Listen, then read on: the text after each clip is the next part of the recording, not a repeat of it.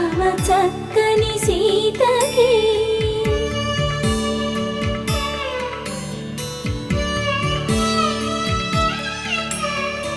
ఎర్ర జాబిలి చేయి రాముడేడని అడుగుతుంటే